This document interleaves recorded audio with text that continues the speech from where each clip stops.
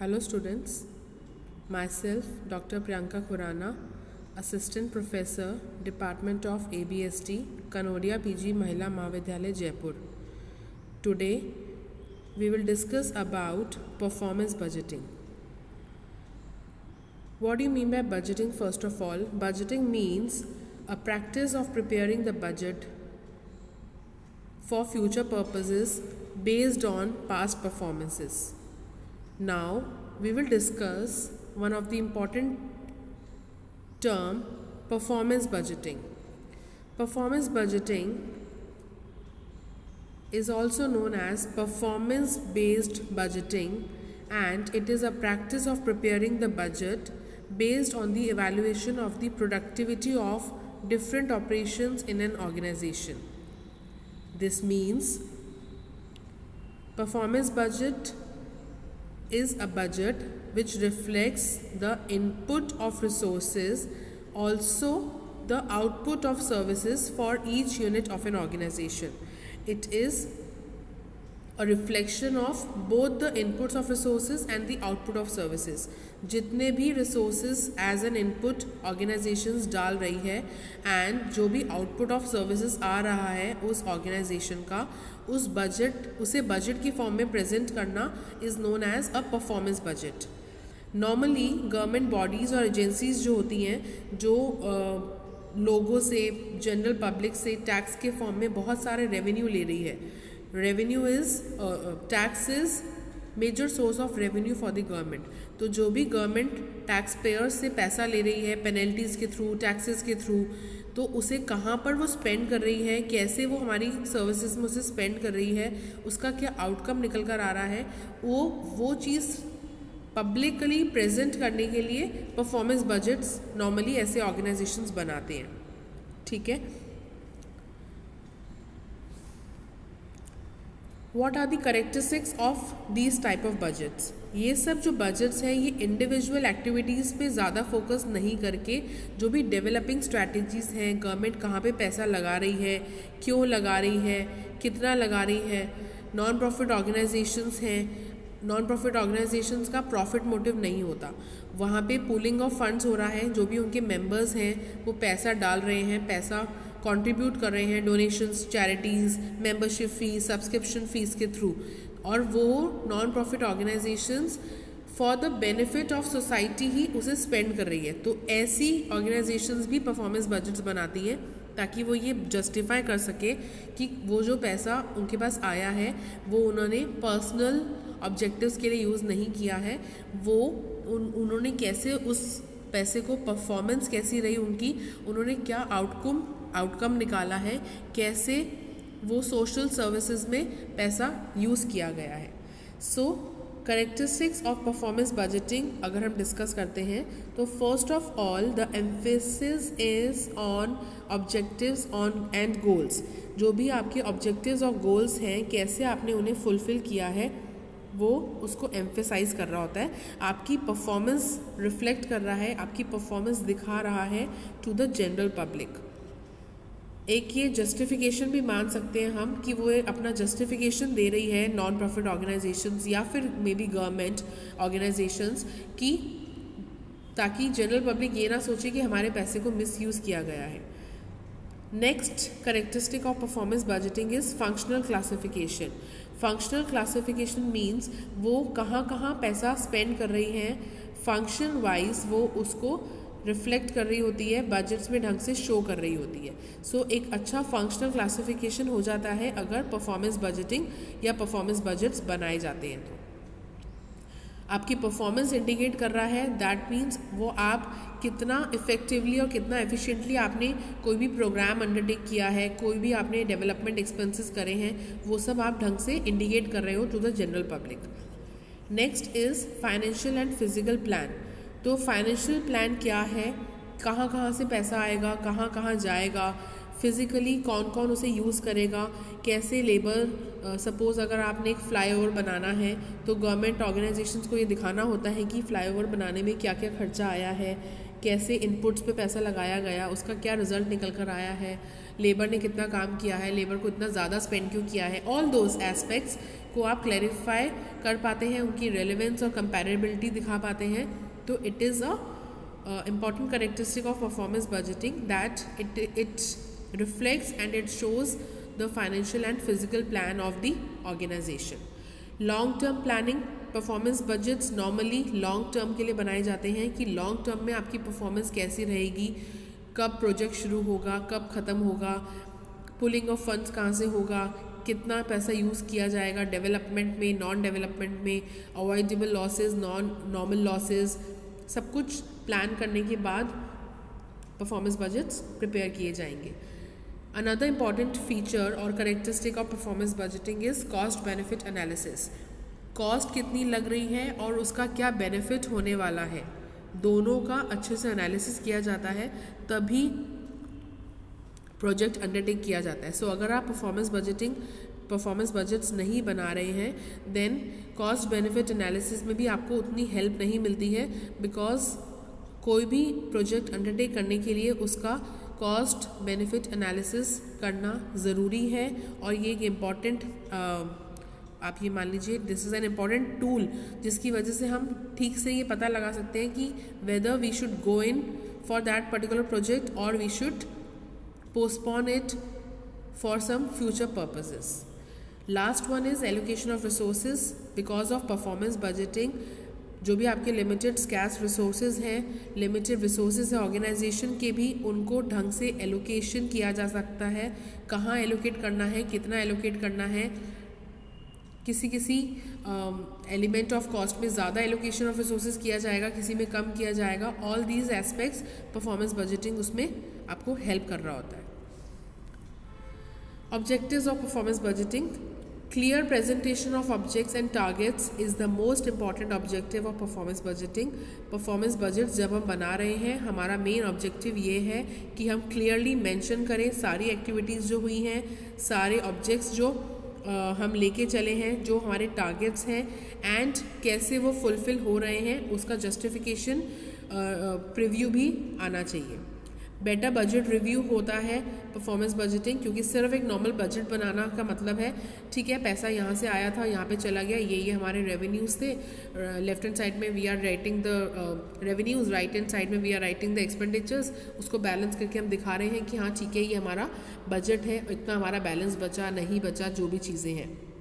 But performance budgeting के through हम focus करते हैं रिजल्ट्स पर, और यहाँ पे हमारा क्वेश्चन क्या रहता है, why the money is being spent. वो परफॉर्मेंस बजट आपसे ये पूछ रहा है कि why the money is being spent. ये नहीं बोल रहा है कि बस स्पेंड कर दिया, क्यों कर रहे हो, कहाँ कर रहे हो, उसका प्रॉपर एनालिसिस किया जाता है. अकाउंटेबिलिटी एंड कंट्रोल बहुत ज़्यादा रहता है. This is an advantage also for performance budgeting कि अकाउंटेबिलिटी रहेगी, आपको क्लियर पर्पस है कि आपको क्या काम करना था, इसीलिए आप अकाउंटेबिलिटी भी सेट कर सकते हैं कि दिस फॉर योर रिस्पॉन्सिबिलिटी, आपने ऐसा किया है इसलिए ऐसा हुआ है. एंड उसी के हिसाब से इन केस ऑफ डेफिशिएंसीज या कोई भी अगर प्रॉब्लमेटिक इश्यूज होते हैं तो आप करेक्टिव एक्शन भी ले पाते हैं एंड उन चीज़ों को कंट्रोल कर पाते हैं. Helps in decision making. Definitely performance budgeting एक इम्पॉर्टेंट टूल है मैनेजमेंट का, जब वो डिसीजंस ले रही होती है परफॉर्मेंस बजटिंग के बेसिस पर, क्या परफॉर्मेंस रही, क्या काम हुआ, कितना हुआ, क्यों हुआ, कहाँ से आया था. इतने लॉन्ग प्रोजेक्ट्स थे तो भी आपकी जो प्लानिंग है वो सक्सेसफुल होनी चाहिए. उन सब के लिए आपके परफॉर्मेंस बजटिंग के जो टूल है वो आपको बहुत अच्छे से हेल्प करता है डिसीजन मेकिंग के लिए and further investment decisions and planning decisions also. Last but not the least, another important objective of performance budgeting is effective audit. What do you mean by audit? Audit means checking of accounts, checking of the correctiveness and arithmetical accuracy in the bookkeeping and accounting theories and practical concepts also. So auditing ढंग से हुई है या नहीं हुई है, audit purposes के लिए to cross check various issues, आपके पास उसके सपोर्टिव डॉक्यूमेंट्स होने चाहिए. सो परफॉर्मेंस बजट जो होता है ऑर्गेनाइजेशन का, वो एक बहुत इम्पॉर्टेंट डॉक्यूमेंट है for the audit purposes. Now let us discuss the stages of performance budgeting. First of all, to set goals is the first step. Setting goals and objectives is the first step. हर organisation को एक list of goals बनानी चाहिए और हर गोल को का ये indication होना चाहिए कि उसका एंड रिजल्ट क्या होगा.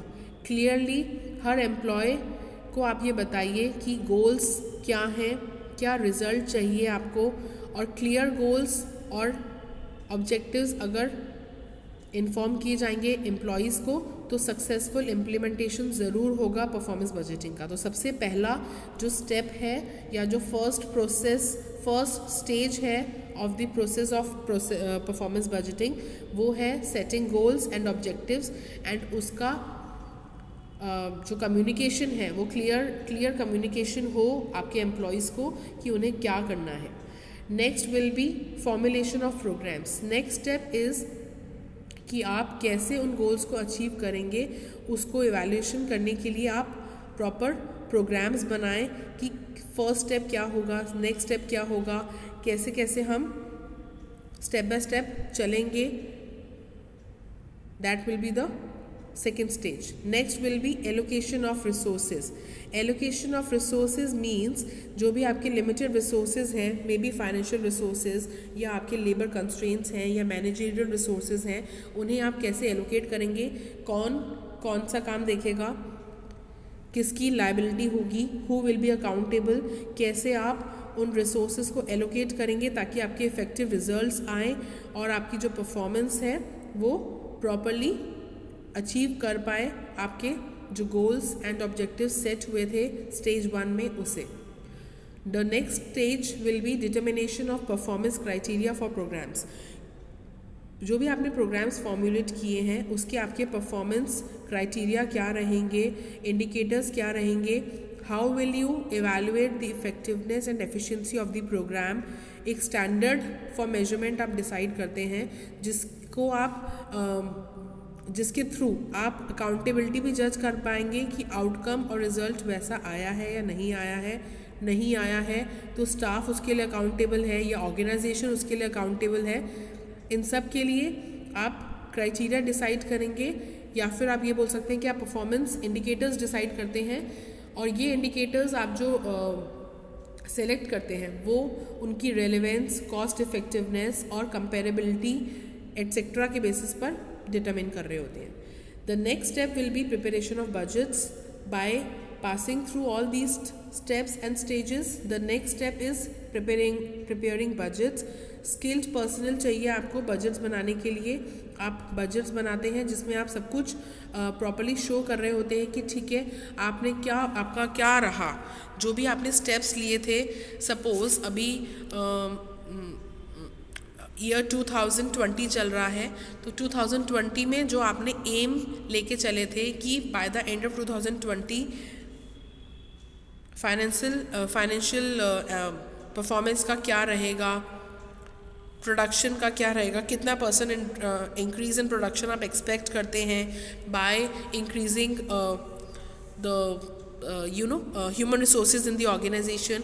या फिर अगर आप ये कहते हैं कि मैं ट्रेनिंग एंड डेवलपमेंट पर्पसेस के लिए मैं ट्रेनिंग दे रहा हूँ ताकि हमारी सेल्स इंक्रीज़ हो, तो अगर आप अपने स्टाफ को ट्रेनिंग देते हैं और उसमें अगर आप सपोज़ 1 लाख रुपीज़ स्पेंड कर रहे हैं तो आप क्या अज्यूम करके चल रहे हैं कि by spending 1 lakh rupees in training of the sales executives sales में कितना असर होगा. 10 lakhs के अराउंड अप्रॉक्सीमेटली 10 lakhs का effective result increase in sales आएगा या नहीं आएगा. देन आप बजट जब बनाते हो और परफॉर्मेंस बजट में ये दिखाते हैं कि येस हमने 1 लाख रुपीज़ जो स्पेंड किए थे for example training of sales executives के लिए, उसकी वजह से हमारी सेल्स इंक्रीज़ हुई हैं अराउंड 8 to 10 lakhs या नहीं हुई हैं, वो सब रिफ्लेक्ट करेगा परफॉर्मेंस बजट, जिसकी वजह से आप अकाउंटेबिलिटी भी सेट कर पाएंगे कि अगर वो नहीं हुई है और क्लियरली आपको दिख रहा है कि जो पर्पस था आपका उस ट्रेनिंग का वो सॉल्व नहीं हुआ है, then what was the reason, what was the result, now what steps you will take. ये सब चीज़ें आप बजट में मेंशन करते हैं और इम्प्लीमेंटेशन ऑफ दिस बजट में किया जाता है। लास्ट वन, जैसे मैंने आपको एग्जाम्पल में बताया, आप परफॉर्मेंस एवेल्यूएट कर रहे हैं। जब आपने ट्रेनिंग में पैसा लगा दिया है, आप ये देख रहे हैं कि आपने सेल्स एग्जीक्यूटिव्स की ट्रेनिंग के लिए आपने 1 लाख रुपीज़ स्पेंड करे हैं, ये अज्यूम करके कि by the end of 2020 year आपकी जो सेल्स है it will increase to approximately 8 to 10 lakhs। पर अगर वो नहीं हुई है देन आप लास्ट स्टेप में जब परफॉर्मेंस बजटिंग का परफॉर्मेंस एवेल्यूएशन कर रहे हैं, आप उसमें ये फाइंड आउट करेंगे कि वो ऐसा क्यों नहीं हुआ है, क्या रीजंस रहे एंड कहाँ पर डेफिशिएंसी रही जिसकी वजह से एक स्ट्रॉन्ग सिस्टम ऑफ एवेल्यूएशन नहीं हो पाया है या इम्प्लीमेंटेशन का स्ट्रॉन्ग इम्प्लीमेंटेशन नहीं हो पाया है। So these are the stages for performance budgeting. Step by step we have to follow this to complete the process. Thank you. In this class, we have discussed the meaning of performance budgeting, its characteristics and features, what are the objectives and stages of performance budgeting. In the next class, we will be discussing about advantages and disadvantages of performance budgeting, as well as how this is better and what is the result of using these budgets in the practical life. Thank you. Have a wonderful day. For any queries, you may contact me at priyanka.k@kanodiacollege.in. Thank you so much.